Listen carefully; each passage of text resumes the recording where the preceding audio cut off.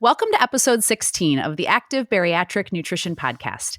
I'm your host, Kim Tirapelli. Today, I am joined by my client, the one and only Rob DiMedio, also known as My Weight is History on Instagram. He had a vertical sleeve gastrectomy in June of 2020. And in fact, Rob was on the Active Bariatric Nutrition Podcast, episode 8, where we discussed his bariatric journey. I highly recommend you go back and listen to that episode first so that you have a little bit more context into today's discussion. Today, we are going to discuss his progress since we began working together in late November on his current goal of muscle gain and the process we've taken together in adjusting his caloric intake and macronutrients, his weightlifting routine, as well as his supplements and mindset changes that he's experienced along the way. Hey, Rob, so glad you're here. What's up, Kim? What's up? I'm so glad you're on. Another day in paradise. We are ready to go. My weight is up. My body fat percentage is the same, and we're changing goals. So I know. I'm super pumped about it. I know. And I'm excited for everyone to kind of hear this process because I think, especially with muscle gaining, it's everyone kind of just thinks, okay, I want to gain muscle. That means I just need to eat a ton more. And that's not, there's some nuance in that, in terms of how do we do it in a way that focuses on muscle. So much nuance. And it's something that I can't stress enough. It's so good to be working with you and having, a registered dietitian who actually knows what they're doing and has a plan for this, because I see so many weird things on the internet and I did all of them and I did them so wrong. So it's been such a fun month and a half, just learning, getting the experience and having the science back on it. So yeah. For sure. Well, cool. Let's kind of give the audience just a little bit of, what we're doing this year, but let's start off with, I know that obviously before we started working together, do you mind just giving a quick summary as to what were you doing before we started working together in November? What was kind of your goals at the time? What were you doing for, exercise nutrition? What worked, didn't work? Kind of give us a background so that they know why you wanted to start working together. So I was doing what everyone else does on Instagram, whatever monkey see, monkey do. It's like if I saw something that I'd like to be like, oh, I'll add that on. And then I'd see these new weird workouts that Chris Hemsworth does. And I'd be like, oh, let me add that on. And then I hear yoga is very important for balance and for meditation. So I'd add that on. And then I'd see this supplement definitely would help me get PR. So I'd add that on. Okay. And after I added everything on, I realized I had this hot pancake stack of dumpster fire bad where half the things are canceling out the other half of the things. And it really took me stepping back and working with you to realize that more is not better and better is better. So the last month and a half has really been this awesome cheat code where people are sliding into my DMs. They're like, what are you doing to make you look so much better? I'm like, I'm eating significantly more. I'm lifting less. Yeah. I'm working out less. I'm doing literally no cardio right now. And I'm getting results. And my body fat hasn't gone anywhere. So, right. I know that's what's great about it, I think, is when we talk about your numbers here, it's been really cool is to see that you have been, yes, the number on the scale is different, but when we look at the actual body composition measurements, it's actually your body fat percentage has stayed pretty stable and your weight has gone up from muscle, which is great. That's what we want. So that's a good thing. Well, let's talk. So what are your goals for 2023? Because we're going to be working together for all of 2023. I should have said that. We're stuck working together. It's a year of that's Kim. It. It's a year of Kim. No, it's been this awesome thing. And just to quick recap was back in November, I kind of pitched my thing to you of look, every year I try to do a full year complete and immersed. I finished my year of sobriety last year. Yeah. Before that, I did 435 days of 15,000 steps a day. So it's trying to find these challenges so that in the next 7 years, I'm still keeping motivated so that I can get to the 7-year mark after bariatric surgery. They always say if you get to the 7-year mark, you have less than a 10% chance of regain. So that's the ultimate goal.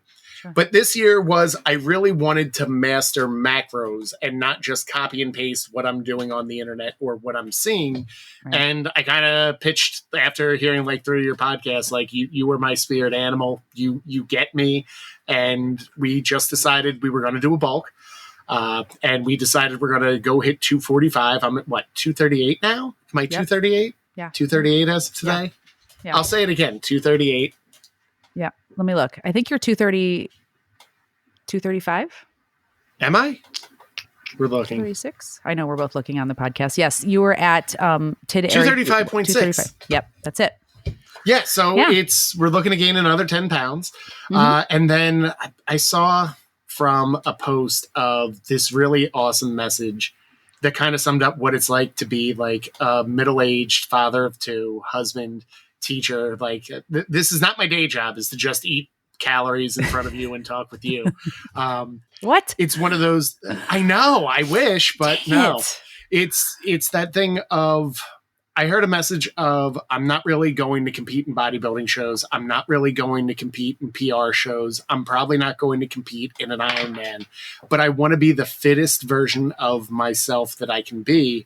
And for so long in my process, the first 35 years, I thought that fitness really did come down to you needed to work and lift and do everything every day, because I saw Rocky on TBS like every Christmas break forever.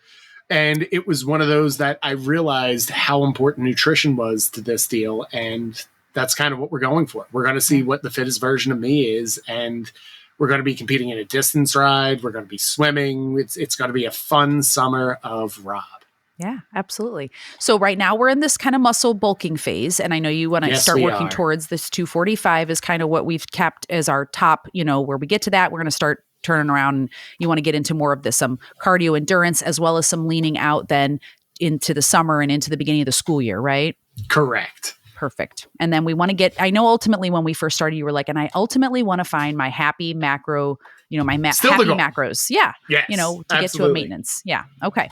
So let's talk a little bit about where we started. So when you started with me, you were averaging, and I will say, and I am sure everyone knows from following Rob, he's very, very detail oriented, which makes my job easy because he tracks everything, every single morsel, every single ounce of liquid, which is awesome because it gives me a good picture. Tracked. Yeah, it's amazing. I love it. And so at the beginning, you were averaging about 2,200 calories per day. This was back in November. Your starting numbers, you were about 226 pounds, 18.9% body fat.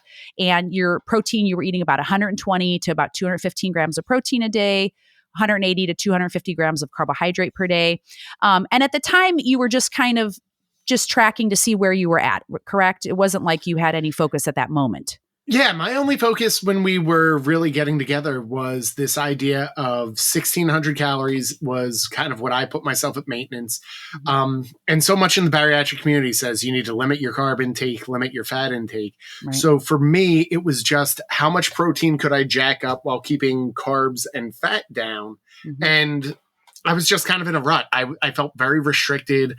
I didn't necessarily like everything that I was eating. I also felt like my lifts were just kind of there. There was no real improvement, and I didn't really feel like I was having great lifts. It was more of like just going through the motions of maintenance and not really having any happiness with it. So Sure. And then also at that time too, you were taking some supplements. Do you mind if I share the supplements? For those of you who want to scroll ahead, you could probably go 5 minutes because this is literally from every post that anyone has ever given, I took and continue to take.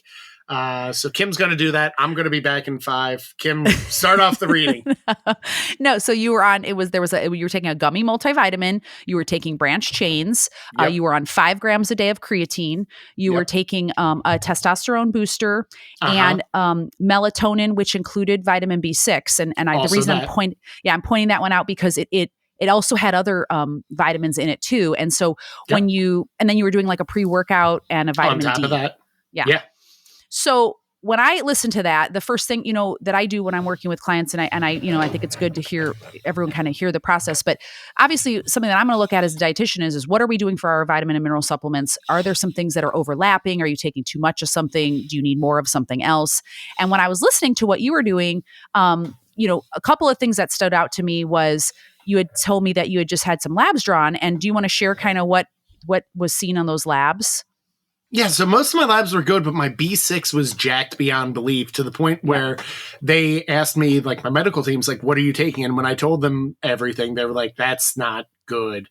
So my B6, I think I was getting something like 500% my daily intake, like some ridiculous number that wasn't acceptable. So it was one of those things that we had to literally go through item by item of each one of my items. And we started to find in a lot of the supplements, most of it was essentially just a jacked up shot of caffeine, and then it would just be random B6 thrown in for different things. So, and even that melatonin, the melatonin was the one that had, I think, B6, zinc, and like some other stuff. So when we were kind of sorting that out in the beginning, I had recommended, obviously we want to cut anything that has the excess B6, and then the gummy multi that you're on I'm not a huge fan of it. However, because we can't switch over to a bariatric multivitamin until we have new labs drawn, you don't want to switch to another one that's going to have high B6 in it, right? So the reason I'm pointing this out too, I think for folks, is because oftentimes if you go to the labs and you have something high, like one of your Bs are high, it could be because you're finding it in multiple different supplements.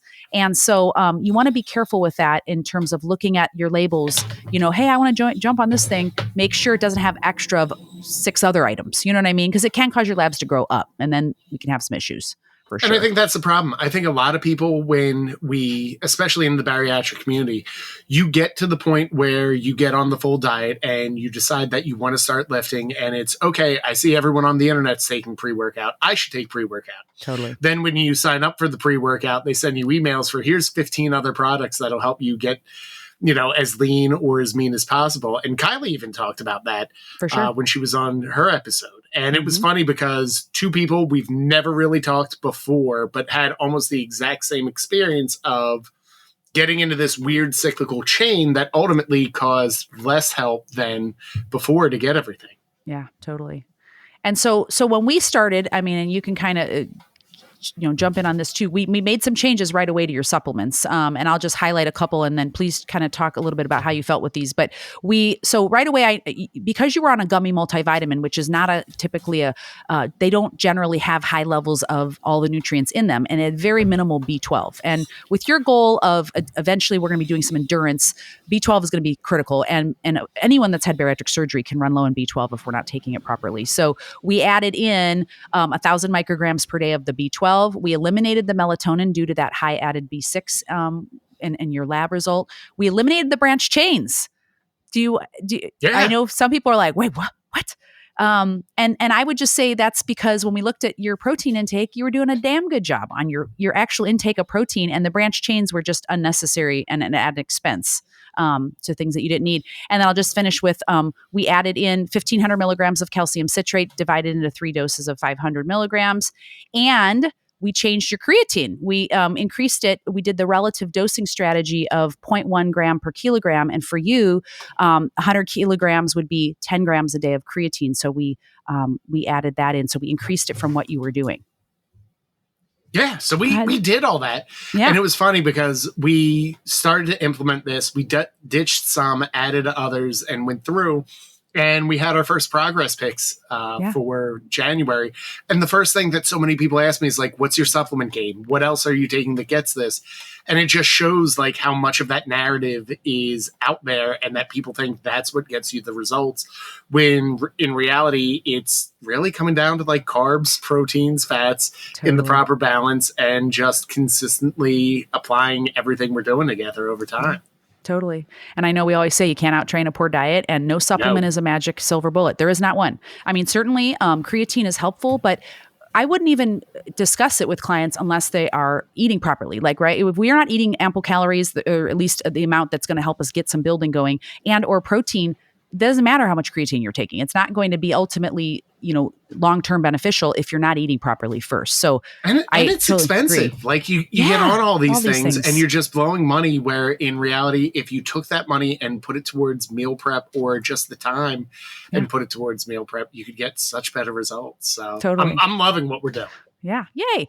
And I'll also mention, we did knock out that testosterone booster. We did knock out the pre-workout. Yep. And you were taking vitamin D also. I forgot to mention that, and that is continued. So yeah. Okay. And so when we started setting our goals on December 8th, so remember when we started, just to kind of understand what we were doing with his gain goal, muscle gain goal, he was at 2,200 kind of averaging. And so we wanted to increase calories to see how that would help him with his muscle gains. And we jumped up to 2,600 calories. We also increased his protein to 1 gram per pound. So his range was about 220 to 230 grams of protein per day. That's his goal at starting.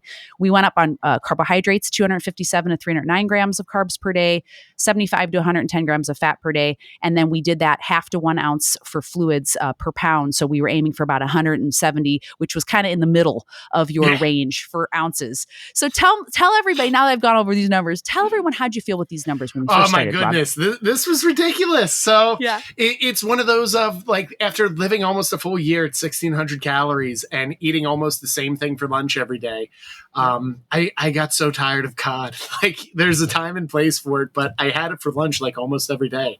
Yeah. So when we talked about it and went through, it was all these amazing things of you just giving the go ahead of like, yeah, you can start eating rice, or you might want to incorporate red meat. And it's one of those that, because I'd lived on such a restricted fat profile before this, it essentially eliminated or limited the amount of proteins I could get. So it was really just ground turkey every day. Right. Like some form of chicken every day. And now that we're adding red meat in, it's a big day. Like, I have my bulky oats recipe, which is my overnight oats. I have my half a banana before I work out.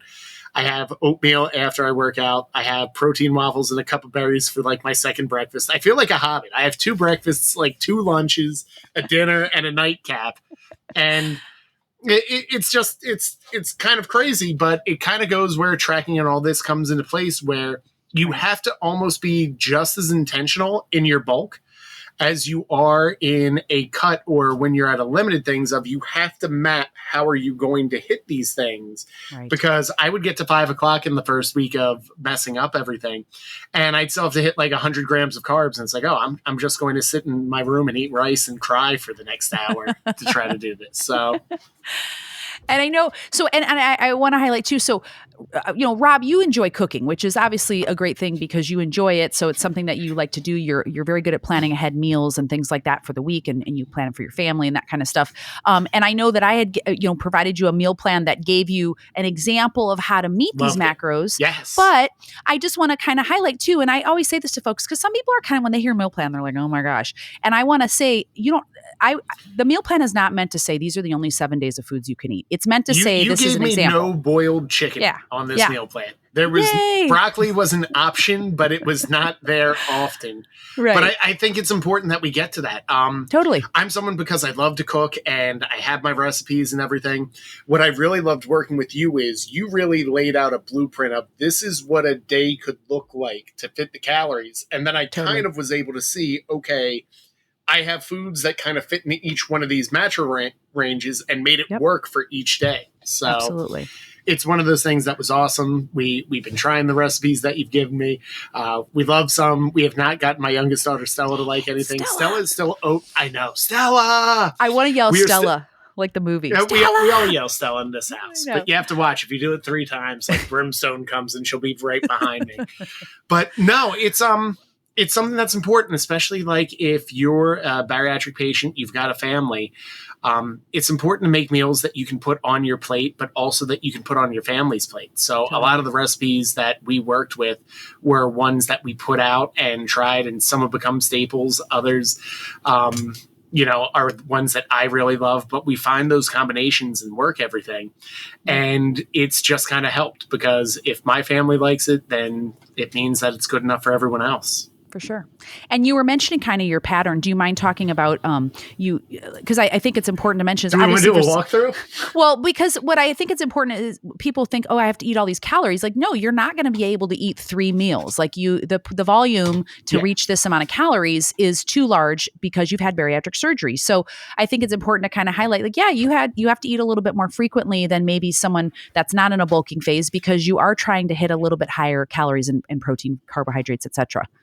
Yeah, it's one of those things of, it's weird because when like I was 365 pounds, I could slam 3,000 calories by just going through like the Burger King drive-through, and that could be handled right there. But like to do it with clean foods, healthy foods, and keep my body fat so consistent, it's really because you and me worked out a plan that I'm eating about every 2 to 3 hours. I'm rotating in of starting my morning with a banana, waiting 30 minutes, having my water, then waiting another 30 minutes, going and lifting. Then it's bulky O's in the morning, which is my overnight oats recipe. Then it's it's a couple protein waffles with a cup of berries, because from looking at my stuff and looking at our stuff, you were like, you need to incorporate fruits and vegetables, Yes. which I haven't done Yes. too much, but it's getting there. And then it's like beef and rice for my first lunch. And then it's using a protein pasta to do like a bulk pasta with meat again for the second one, protein shake. And then sometimes it's more of rice cakes with protein powder mix on it. Sure. So. And when you're, it's your a lot meals, all day. It's a lot. I know. It's like a job. It's like, I mean, it's not easy. It is like a job. It is not easy. And all this planning, I mean, it takes a lot of effort on your half or your part. And I just want to commend you because you've really been committed to it. And again, like I said, with the tracking too, it's helpful because after every week to 2 weeks, I have a chart that I enter all of your body composition and because you enter that also, and then you put in your calories and I can see your calories, carb, protein, fat. And what's been interesting, and this is what I wanted to talk about too, was that after a couple weeks of 2600, guess what happened? Oh my goodness, I dropped weight. Your weight went down, and we were like, "Oh crap! Wait a minute, that's not the direction we wanted to go." What sort of wizardry is Kim doing? It was kind of ridiculous because I don't think I've ever had this issue before in my life where I got on the scale and I had dropped like 4 pounds, and I like texted you over the weekend. I was like, I'm down like 4 pounds, or like we're gonna up it, and we like shot it on the fly, and went right back up to it. So we did, and this weird thing that we like for bariatric people, we think like life has to be at 1,200 calories, and it really doesn't. If you can eat clean and do it right, you can eat so much food and do it right and still lose weight and hit your goals. Yeah. And I want to comment before we get into more of kind of that, what we did to change. Tell us when we first started, how many days a week you were lifting, and kind of give us an idea as to like 7. I mean, but like you weren't you at like, okay, 7, but then you started 5 and then yoga it. on 2, and then like steps for 15,000 a day with like an hour of cardio every day. Oh my gosh. It was a ridiculous amount. So it's not really sustainable. It wasn't really fun at a lot of points. And it was also one, when I really looked at my schedule, it was eating up a lot of time with that I could have been spending with my wife and kids. I could have been spending reading or doing something I liked. And it was one of those that after the first month of working, I was getting so many comments of like, what's your gym routine? What are you doing with this? And I can't stress enough. I was kind of laughing to the bank with everyone because I'm lifting less the amount of days a week. I'm lifting more, meaning that like I am PRing on my bench, squat, and deadlift where I had stalled out for the last 3 months. And I'm not doing any cardio right now. So this is kind of awesome. Yeah. So I know when we started, you were doing, I think the Stairmaster, and I was like, look, if you want to, increase in bulk, we're going to have to back off on some of the cardio and increase your resistance training, which is exactly what you did. And you went to 4 days a week now, right? For lifting? Just 4 days. So it's, Monday, Tuesday, and then Thursday, Friday, unless the Eagles have playoff games and everything else that comes with that. So we made some adjustments for NFL playoffs because it's a good time to be in Philadelphia. But that's right. The other part is when you're only lifting 4 days a week, there's wiggle room to still hit your goal. Whereas if you're trying to lift 7 days a week, you really don't have room to wiggle. That's such a good point. I think that's such a good point. I was going to say something more profound, and then I just realized I don't have anything else to say. Like that's it. So that's that awkward pause. But that's profound because I think a lot of times, I know when I've worked with people that, come in, they're like, hey, I'm exercising, like 6 or 7 days a week. And I'm like, how are you feeling doing that? I think I even asked you that when we started. I was like, how do you feel doing 6 times a week or whatever it was? And you were like, well, it's just something I'm used to doing. And I was like, well, maybe, might think about changing that up a little bit. Because I think that there's that kind of misnomer out there that more is better, like you said. More is better. And I think for bariatric patients, especially, it's this other idea of if we stop working out every day, or if we take a day off, we're going to gain all the weight back. And I think that really possessed me on so much of my stuff of, if I take 1 day off, does that mean I'm going to take 2 days off? If I take 2 days off, is it going to be 3? Is 3 going to turn into a month, a week, a year? Like all those different units of measurement that I got all out of order. But it's one of those that like you really have this fear that could happen. So really having the space and grace to intentionally say, these are the days I lift. And if I miss a day, I still have the weekend to kind of put it back and go with, has really given me freedom. Like I was supposed to lift today and I was exhausted. And the sleep is more important. So I'm just lifting tomorrow. Yeah. And then I really take weekends off now. So like my weekends I can spend with my wife and kids and do all the fun things that they want me to do now that the NFL playoffs is coming to an end. Yes. So. Uh-oh. Woo. And your Eagles are going to the Super Bowl. I know. They're there. So jealous. They're there. They left. Honestly, we're ready to go. I think everyone knows I live in California now, but I'm born and raised in Illinois. So I'm a huge Bears fan. And of course we have perennial, we're the losers, the lovable losers. They like to call the Cubs. It's the same for the Bears. And I was laughing because I was watching the 49ers with their when they were on their 10th quarterback. And I'm like, gosh, the Bears, we finally have a good quarterback. But outside of Justin Fields, we'd be in some deep trouble if he was out. Most seasons crazy. The Bears are on their 10th quarterback by October. It took San Fran all the way to get to January for it. So. I was like, oh my God, it's crazy. But no, that's good. I'm glad your team's in the Super Bowl.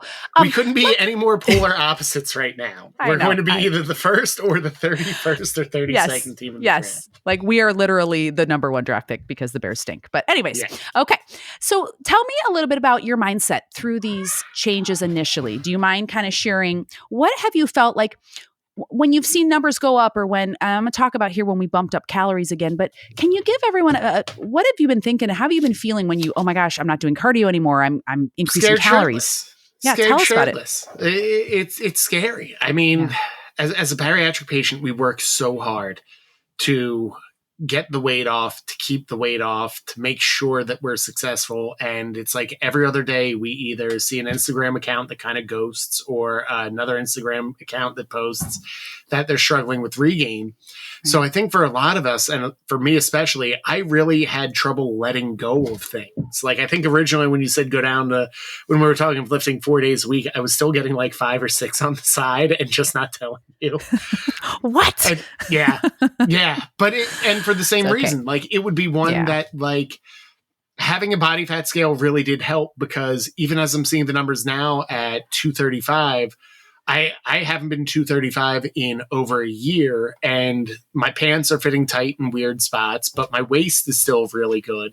Mm-hmm. So it's tough when clothes get tight, the scale goes up, to really trust the process. But it's why you have to take progress pics. It's why you have to remind yourself that you have a set goal. We have a set limit that you and me have worked on. Yep. And it's why working with a professional is so important. Is you've really been able to see all the data that I put in and said, okay, adjust here, move here, tweak this, and it's working. So, but the mindset's tough. There's some days I hit a PR and I'm like, this is the most amazing day I've ever had. And then there's another day where I pinch my cheek and I'm like, my jowls are coming back. No. And it's scary. It's scary, but it's a process you have to work on mentally almost as much as you do physically. It's so true. Yeah. So let's talk about that little increase we had. So after, he had been on the 2600 for several weeks and he had changed his lifting. And I think definitely, Rob, I will say, I know you work hard. I know you work out hard. I've seen pictures and videos. So, you are burning a lot of calories. You're putting in, you're increasing your weights in your workouts. So that is challenging. And so when we saw the weight go down, we were like, wait a minute. What that told me is, okay, we need more calories, because based on what you are taking in versus what you are expending in your workouts, we need a little bit more to keep us on this bulking, phase. So we did go up to 3,000 calories, 227 to 250 grams of protein a day. So we upped that a little bit more. To about 1.2 gram per pound, and then 300 to 320 grams per day of carbohydrates, 90 to 110 grams a day of fat. We kind of kept that pretty similar. But as we increase that, tell us a little bit about how you felt when we went to the 3,000. Each step is a whole new thing. We're even talking now about the results we're getting. Yes. Each time I go up, I get a little bit more scared of are we going to be able to get down? And it's part of the process, but it's work. It's because not only when you adjust your calories, it's I get into this nice, happy, steady rhythm of 2,600 calories. I'm popping along. I kind of know what my breakfast, lunch, and dinner does. And it's every time you get the answer, you get a whole new question that comes after it. So I had to kind of trial and error. And that's where working with a registered dietitian is friggin' amazing. Kim had to deal with my foolishness of I need 50 grams of carbs at the end of the night. She's like, it's a banana. Eat a banana. I'm like, where do you get it? It's no, just a regular store-bought 79-cent banana. So it's one of those where like there is a lot of math when you track it, but then like sometimes there are just some plain and simple easy answers like that work. Yeah. Or when I did hit a gap, I would literally text you like, can you check my work like a math problem? Yep. And you've been great of saying like, hey, adjust here, add this, move here. And it's trial and error. I can't stress enough that like, when you're trying to do a bulk or a cut or anything else, my macros are not perfect any day. Like I never hit 100, 100, 100, 100 of energy, protein, carbs, and fat. It's kind of, I get it as close as I can each day. And I have some grace when I go over on one and try not to do it too many days in a row. But the Eagles keep playing in the playoffs. So this is going to be a very dated podcast that has to go out. I mean, well, because I think that's saying progress, not perfection. Like you don't have, there is no perfect macro. And I tell it because listen, there's lots of folks out there that don't want to do macros. They just kind of, everybody's got different strategies and that is totally fine. You got to find what works best for you. But I think what's most important is that on most days of the week, really on every day, you're mindful and you're putting an effort towards trying to hit these numbers, because every single day our body is doing different things. We're doing different movements. I mean, so everything changes on a day-to-day basis, but the fact that you're relatively consistent and in those ranges, whether you're on maybe in the low end one day and the higher end the other day, but you're still in the ranges. And so I think the message is that you still can see results even when you're not, you're not going to be perfect. There's nobody that's going to do that, So some tips that have really helped me when I look at everything is just grilling up some extra protein. I kind of now keep either ground turkey, ground beef, or chicken thighs grilled up and ready to go so that if I am short on protein at the end of the day and feeling it, I can add that in. Steamer bags of rice so that I'm not spending too much time, but you almost want to have on-hand things to do it. But what really helps me is I map out what I'm going to eat tomorrow today for a couple reasons. Is one, it kind of gets me the closest I can into the range, but it also then allows me to not either be too short or too full at any point in my day. So it's one of those of, if I'm feeling hungry after a really big lift, I can just move on to the next meal in the plan, as opposed to now I don't have a meal or I don't know what I'm doing for my next meal or waiting for the hunger to hit. And it's one of those that it takes the mindless eating out of the way, because it's mindless in a better way where I know exactly what I'm going to eat and I just go for the next Tupperware container. Yep. Gosh, I think that's so helpful because it just keeps you on track. You have a schedule, you just stay on it. And if you need to start something, eat something a little earlier because you feel a little bit more hungry, you can, because you already have it. It's already prepped and ready to go. Yeah, and it's simple things like taking the recipe and adding an extra pork chop when I'm cooking for dinner, or just adding like a couple extra pieces of chicken when we're doing another meal. And it's by adding those little extra things and then having extra in the thing, you've already calculated those macros. You already have the recipe in your tracker, and you just have to adjust and move it on. Like this week has been nuts. And I'm running out of stuff. So I'm using my freezer to just pull recipes out that I already have the macros tracked for. And because at 3,000, my body feels like a wood chipper. It's one of those that like I ran out of all my stuff meal prep by today. And I'm like, oh God, I got to go through and find everything. Right. So I'm like, okay, this will work. This will work. I found chili. I found another gumbo. I found like some extra rice packets, so it'll work. But by having a plan and prepping when you have the free time, when you do get into a crunch, it keeps you on plan. Yeah, I think that's such good advice. Can you also talk about, it just got me thinking about, remember when we first started, you were like, yeah, I used to think I didn't have a restriction. And then when I started eating more protein and fiber, things were changed. Can you talk about that? Because I think that's such helpful information. Yes. I hear so much online and in support group and everything else that everyone says, my sleeve doesn't work anymore, or I don't have the same restriction I used to. And I was right there with you. I really thought that by 2 years out, that restriction just kind of goes away and you're kind of at where you're at, and it's really your job to fly without the training wheels. Right. And it turned out when I really look back at what I ate, I was eating too little, and that essentially I was putting a lot more slider foods and bites, licks, and tastes in than I really wanted to admit.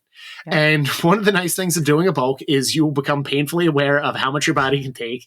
But it really has helped with like dumb snacking. Like I have to eat my second lunch at about 2:30, 3 o'clock. So I finish my day at school. We have 15 minutes where we help get the kids out. I eat while we're doing that. And then I go pick up my kids and make their snacks. And I'm full from going from there. So it actually helped you kind of prevent some of the mindless eating that was happening before. Yes. I like that. And it's one of those that if you really are working to hit your protein goals and you're incorporating carbs, healthy, practical, starchy and non-starchy carbs blended and mixed together really can make you feel full while eating very healthy and very clean. Totally. And your focus, I would also, say your focus on your fluids in between. I mean, the amount of fluids you take in, honestly, besides the fact that you're increased calories though, but your fluid intake's pretty impressive because I remember when we started, you're like, yeah, I'm at like 225 ounces a day. I'm like, what? I couldn't believe you could drink that much. But then when we started increasing calories, it got a little bit more challenging. Yeah, it's funny how the phrase "you can't drink all day if you don't start in the morning" has evolved from my 20s to my late 30s.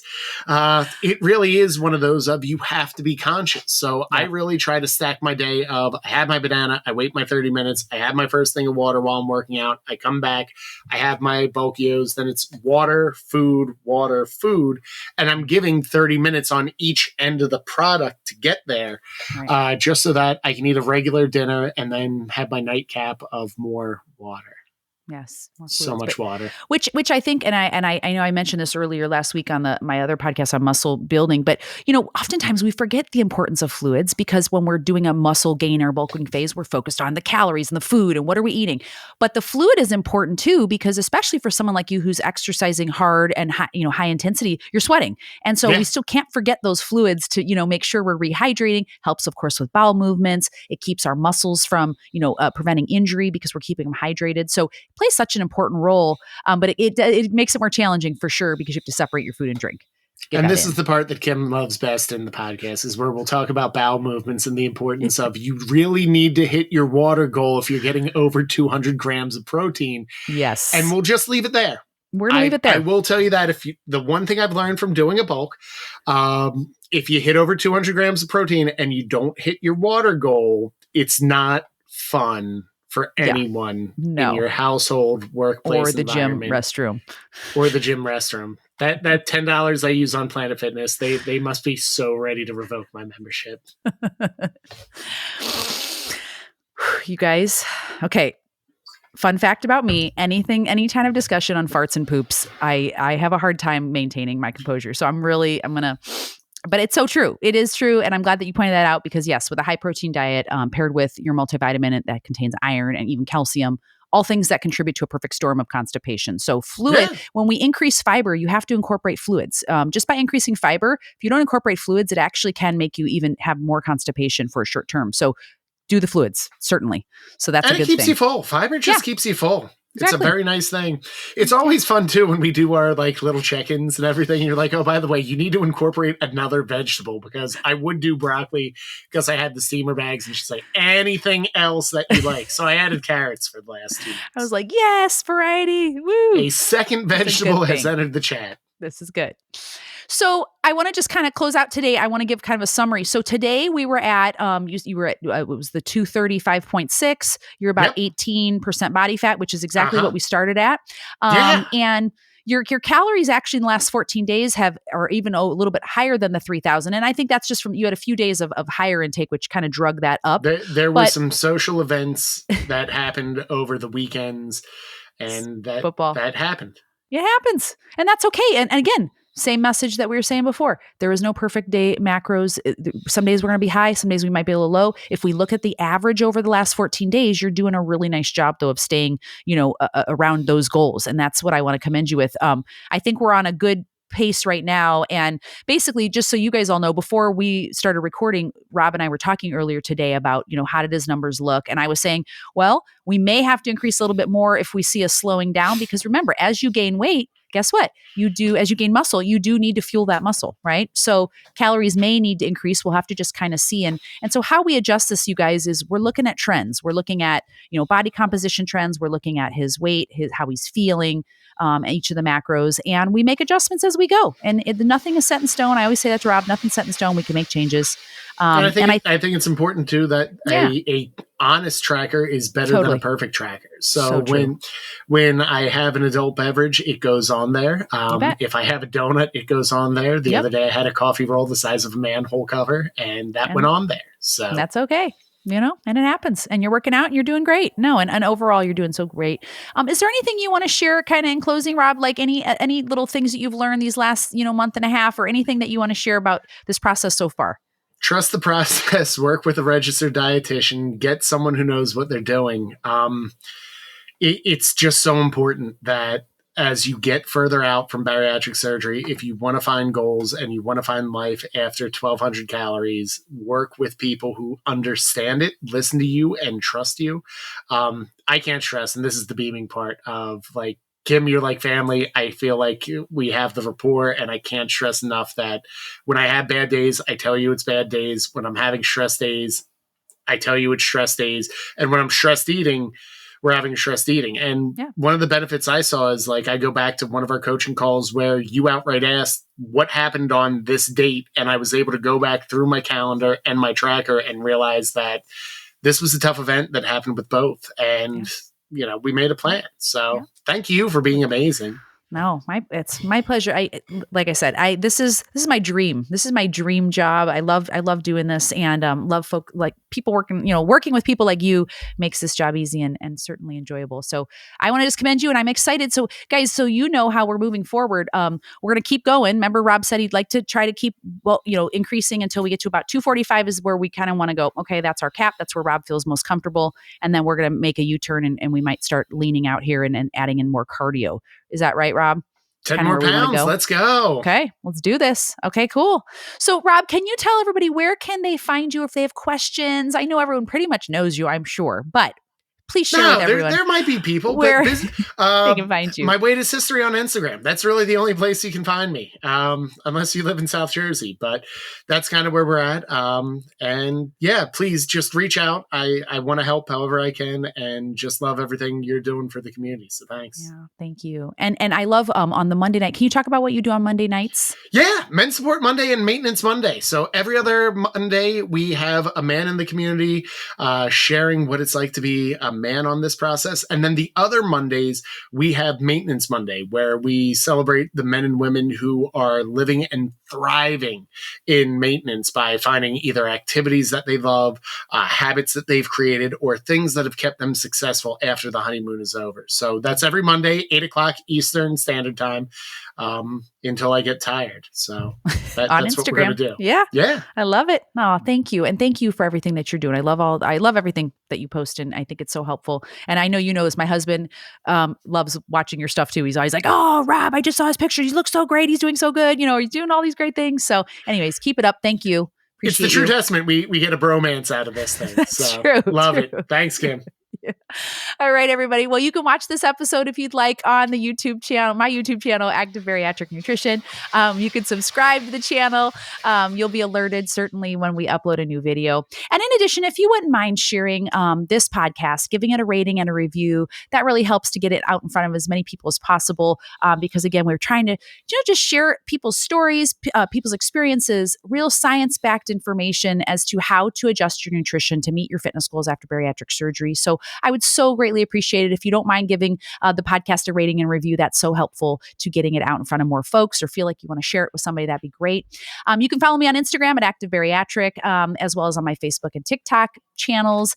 And if you'd like to learn more about my one-to-one bariatric nutrition coaching services, you can go to my website, www.activebariatricnutrition.com, and feel free to schedule a discovery call and we can learn more about each other. So thanks again for joining us today. Thank you, Rob, as always. I appreciate you. Always a joy, Kim. Thanks. Awesome. All right, everybody. We'll do this again next week. Take care.